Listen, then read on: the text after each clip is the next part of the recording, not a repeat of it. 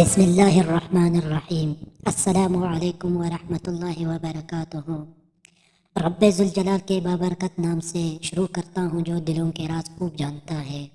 میں اپنے تمام دوستوں کو امین خان وائس چینل میں دل کے گہرائیوں سے خوش آمدید کہتا ہوں اور اللہ پاک سے دعا کرتا ہوں کہ اللہ پاک آپ کے تمام جائز خواہشات کو قبول فرمائے، آمین۔ حضرت علی رضی اللہ تعالیٰ عنہ ایک روز مسجد میں داخل ہوئے تو ایک شخص زار و قطار سے رو رہا تھا۔ کچھ لوگ اس کے گرد جمع تھے اور اسے سمجھا رہے تھے۔ حضرت علی رضی اللہ تعالیٰ عنہ نے پوچھا کہ کیا بات ہے؟ تو وہ شخص جو رو رہا تھا اس نے بتایا کہ میرے والد چند لوگوں کے ساتھ سفر پر گئے تھے، وہ لوگ تو واپس آ گئے مگر میرے والد واپس نہیں آئے۔ میں نے ان لوگوں سے پوچھا تو کہتے ہیں کہ تمہارا باپ راستے میں ہی فوت ہو گیا۔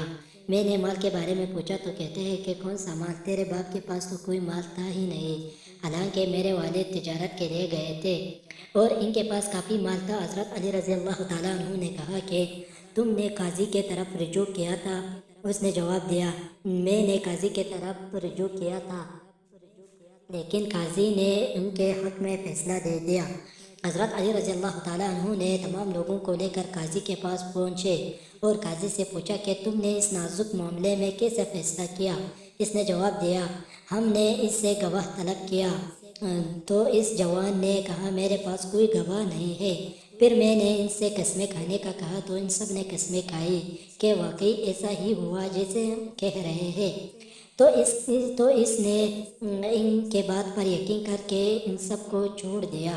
اب حضرت علی رضی اللہ تعالیٰ عنہ نے کہا کہ اس فیصلے کو میں خود کروں گا اور بالکل ایسا کروں گا جیسے اللہ کے نبی حضرت داؤد علیہ السلام نے اپنے زمانے میں کیا تھا۔ حضرت علی رضی اللہ تعالیٰ عنہ نے سپاہیوں کو بلایا اور ایک ایک شخص کو ایک ایک سپاہی کے حوالے کر دیا اور ان لوگوں سے کہا کہ تم کیا سمجھتے ہو کہ ہم تمہارے حرکت سے ناواقف ہیں؟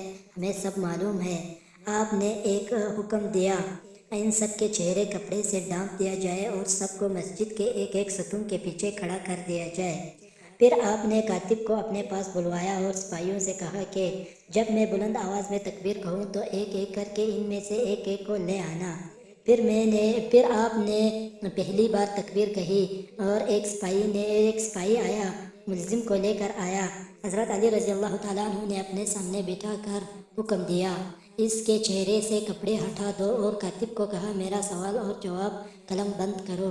حضرت علی رضی اللہ تعالیٰ عنہ نے اس سے پوچھا کہ تم کس دن اس کے باپ کے ساتھ روانہ ہوئے تھے؟ اس نے جواب دیا، فلاں دن فلاں مہینہ میں۔ کہا کس مقام پر پہنچے؟ کہا اس مقام پر پہنچے تو حضرت علی رضی اللہ تعالیٰ عنہ نے ان سے پوچھا کہ مرنے والے کو کیا مرض لاحق تھا؟ اس نے بتایا کہ فلاں مرض لاحق تھا۔ پوچھا کتنے دن بیمار رہا؟ اس نے بتایا کہ اتنے دن۔ پوچھا کس دن مرا؟ تو اس نے کہا فلاں دن۔ اب ساری باتیں کاتب نوٹ کر رہا تھا۔ پھر حضرت علی رضی اللہ تعالیٰ عنہ نے ایک اور سوال کیا کہ جس دن مرا تو کس نے اسے غسل دیا اور کس نے اس کے کفن دفن کا فریضہ ادا کیا اور کس نے نماز جنازہ ادا کی؟ اس نے کہا کہ فلاں آدمی نے۔ کاتب نے سب نوٹ کیا۔ یہ سارے سوال حضرت علی رضی اللہ تعالیٰ عنہ نے ان سے کیے۔ اس سارے معاملے کی آواز باقی کسی ملزم کے کانوں تک نہیں پہنچ جا رہی تھی، وہ سب اس سے بے خبر تھے۔ حضرت علی رضی اللہ تعالیٰ عنہ نے دوبارہ بلند آواز میں تکبیر کہی اور اس کے ساتھ دوسرے ملزم کو پیش کیا گیا۔ حضرت علی رضی اللہ تعالیٰ عنہ نے دوسرے ملزم سے پوچھنا شروع کیا اور کہا کہ تمہیں کیا لگتا ہے ہمیں کچھ نہیں معلوم؟ ہمیں سب معلوم ہو گیا۔ اب اس نے سوچا کہ اس سے پہلے نے سب کچھ بتا دیا اور کہنے لگا کہ میں ان کے ساتھ ضرور تھا مگر میں اس قتل میں راضی نہیں تھا، باقی سب راضی تھے اور ان سب نے مل کر اس نوجوان کے باپ کو قتل کیا۔ اب یہ ملزم اعتراف بیان وہ کاتب اور مسجد میں بیٹھے سب لوگ سن رہے تھے۔ اب اگلے ملزم کو لایا گیا اور اس نے بھی اقرار جرم کر لیا۔ اس طرح آتے آتے سب ملزموں نے اقرار جرم کر لیا کہ ہم سب نے مل کر اس نوجوان کے باپ کو مارا اور اس کا سارا مال اپنے آپس میں تقسیم کیا۔ اس طرح حضرت علی رضی اللہ تعالیٰ عنہ نے پیچیدہ کیس کو آسان سے طریقے میں نپٹایا اور پھر حضرت علی رضی اللہ تعالیٰ عنہ نے اس نوجوان کے حق میں فیصلہ سنایا۔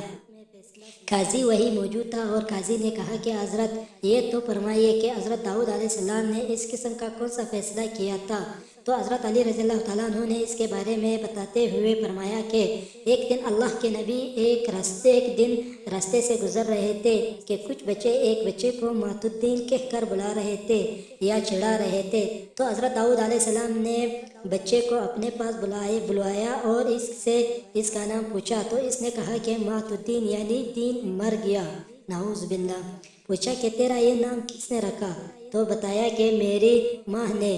تو حضرت داؤد علیہ السلام نے اس کو لیا اور اس کی ماں کے پاس تشریف لے گئے۔ پوچھا کہ اس بچے کا نام مات الدین کیوں رکھا؟ اس کی ماں نے کہا کہ میں نے نہیں رکھا بلکہ میرے شوہر نے رکھا ہے۔ تو جواب ملا کہ وہ زندہ نہیں۔ تو آپ علیہ السلام نے پوچھا کہ یہ نام کیوں رکھا تھا؟ جواب ملا کہ میرا شوہر چند افراد کے ساتھ سفر پر گیا تھا، سب واپس آئے مگر میرا شوہر واپس نہیں آیا۔ جب میں نے واپس آنے والوں سے پوچھا تو انہوں نے کہا کہ وہ دوران سفر فوت ہو گئے۔ میں نے ان سے پوچھا کہ اس کے مال و اسباب کا کیا ہوا؟ تو انہوں نے کہا کہ اس کے پاس تو کچھ بھی نہیں تھا، حالانکہ میرے شوہر کے پاس بہت مال تھا۔ تب میں نے پوچھا کہ مرتے وقت میرے شوہر نے وصیت کی تھی؟ تو انہوں نے جواب دیا کہ ہاں۔ میں نے پوچھا تو وہ کیا تھی؟ کہنے لگے کہ تیرے شوہر نے کہا کہ میرے بیوی سے کہنا کہ جب کوئی بچہ پیدا ہو جائے تو اس کا نام مات الدین رکھ دینا، کیونکہ اس وقت اس کی بیگم امید سے تھی۔